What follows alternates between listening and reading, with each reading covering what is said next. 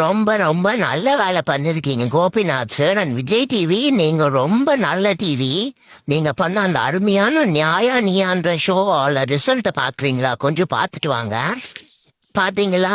இவன் பேரு தான் சொல்லல. எங்க ஏரியா ஃப்ரெண்டு தான் இவன். இவனை யாரோ கல்லால ஃபோர்ஸா அடிச்சு அவன் மண்டையில எவ்வளவு பெரிய ஓட்ட பாருங்க. அதை பார்த்துட்டு எங்க அம்மா ரொம்ப அழுதுட்டாங்க. அப்புறம் கடைக்கு போய் மருந்தெல்லாம் வாங்கிட்டு வந்து போட்டாங்க. பட் இருந்தாலும் அவன் லெஃப்ட் கண்ணை தொடக்கவே முடியல. ஏன் இவ்வளோ ஒரு கொடூரமான செயலெல்லாம் பண்றீங்க? சும்மா கொஞ்சம் நெஞ்சம் நாய்களை பாசமா பார்த்துட்டு இருந்தோம், இல்ல போனா போதுன்னு விட்டுட்டு இருந்தவங்க மனசுல கூட விஷத்தை ஊட்டுறது தான் உங்களோட ஷோவா? இதுல உங்களுக்கு என்னங்க கிடைக்க போகுது? வாயில்லாத எங்களை அழ வச்சு வழியில துடிக்க வச்சு அதுல ஒரு டிஆர்பி பாக்குறது உங்களுக்கு அதுல எனக்கு என்ன சொல்றதுன்னே தெரியல. அதுக்கு வேற எதனா தொழில் பண்ணிட்டு போயிடலாம்.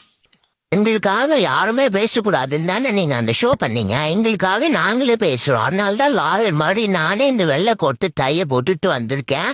எங்களுக்கு வேண்டியதை நாங்களே போட்டு அடி வாங்கிக்கிறோம். வெறும் இவன் சொடல மட்டும் கிடையாது, அங்கங்க இந்த மாதிரி நிறைய நாய்ங்க இந்த ஷோக்கு அப்புறம் நிறைய அவஸ்தையும் வலிகளும் அனுபவிக்கல. அது மட்டும் இல்லாம எங்களுக்கு சாப்பாடு வைக்கிறவங்களும் நிறைய அராஸ் பண்றாங்களோ. இதெல்லாம் ரொம்ப தப்புங்க. நான் உங்களுக்கு தான் கருணை இல்லை, கருணை இருக்க மக்களை இப்படி சாவடிக்கிறதெல்லாம் ரொம்ப தப்புங்க. நான் திரும்பி திரும்பி சொல்றோம், நாங்க கும்புற எங்க பைரவர் உங்களை சும்மா விட மாட்டாருங்க. எங்க பாவம்ன்றது ரொம்ப பெருசு. எங்களுக்கு வாய் தான் இல்ல, பேச முடியாதே தவிர அங்க வழியில துடிக்கிறத பார்த்து எங்க பைரவ சாமி உங்க எல்லாருக்கும் பனிஷ்மெண்ட் கொடுப்பாங்க. கோபிநாத் உங்களுக்கும் தான்.